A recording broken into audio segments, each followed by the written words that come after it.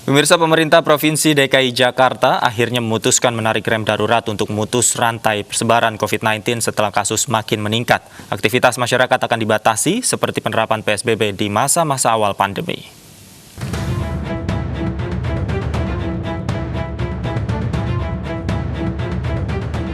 Gubernur DKI Jakarta Anies Baswedan menarik rem darurat penanganan COVID-19 di ibu kota. Setelah beberapa bulan terakhir diterapkan PSBB transisi, ibu kota kini kembali menerapkan pembatasan sosial berskala besar yang ketat. Keputusan diambil Pemprov DKI dengan mempertimbangkan sejumlah faktor, di antaranya tingginya kasus harian COVID-19 di ibu kota. Sejak PSBB transisi diberlakukan awal Juni lalu, tren penambahan kasus positif COVID-19 di ibu kota terus melonjak tak terbendung. Hingga 12 September 2020, total kasus positif di Jakarta sudah mencapai 53.000 kasus.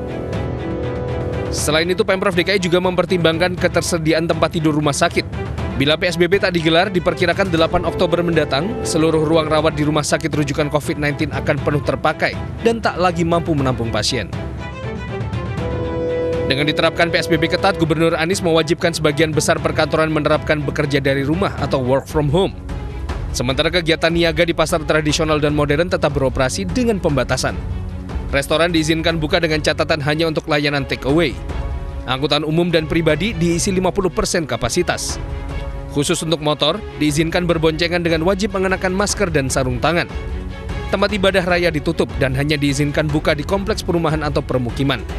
Sedangkan seluruh tempat wisata, baik yang dikelola Pemprov maupun swasta, ditutup. Warga juga dilarang menggelar acara yang menimbulkan kerumunan. Sebelumnya, PSBB transisi diberlakukan sejak 5 Juni 2020 dan kembali menggerakkan ekonomi di ibu kota. Namun selama PSBB transisi, jumlah kematian bertambah cepat, meski case fatality rate di bawah nasional dan global. Selain itu, pemakaman dengan prosedur COVID-19 juga meningkat. Bahkan jika PSBB total tidak diberlakukan, ibu kota akan mengalami krisis lahan makam khusus COVID-19.